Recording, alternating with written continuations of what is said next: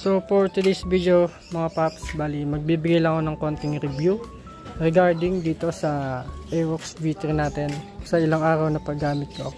Actually hindi ko pa siya nasusubukan na i-drive sa highway since wala pa nga siyang papel. So dito lang ako nag-iikot sa subdivision namin. I think konti lang yung review na maibibigay ko. Umpisa natin sa kanyang forma or sa kanyang body. Ang para sa akin, napaka-sporty niya tignan and bulky siya dito sa harap. Ayan.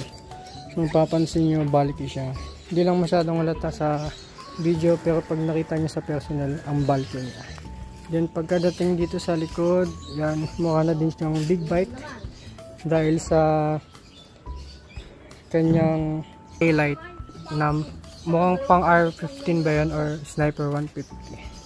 Then pagdating naman po sa rear shock niya, ito ang tigas. Wala siya halos bounce. Kahit na may angkas na ako, wala siyang bounce. Yung parang umaangat lang talaga yung likod ko. Kaya malay natin baka pag tumagal-tagal, pag natagtag na siya or nagamit na siyang gusto, sana lumambot pa kahit paano. So yun. Panel, wala naman ako masyadong comment since parang basic lang din naman kanyang panel. Pero kung kumpara ko sa motor ko dati, mas okay to, digital to eh. Kasi yung sa akin before, naka-analog pa yung RPM niya. Ito full digital na. Ayan. So sa headlight, mabangis talaga yung headlight niya.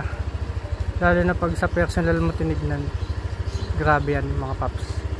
Alam niya na may mga Aerox V3 na rin. Then performance sa handling.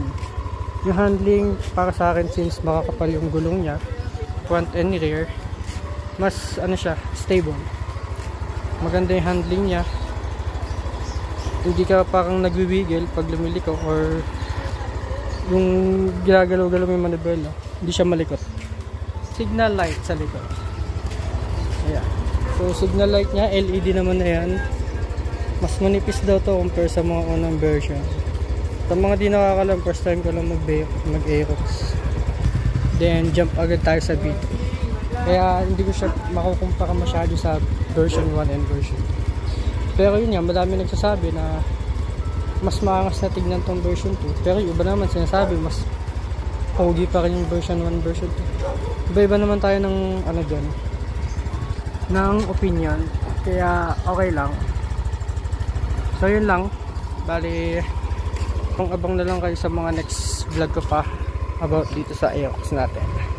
So yun lang, short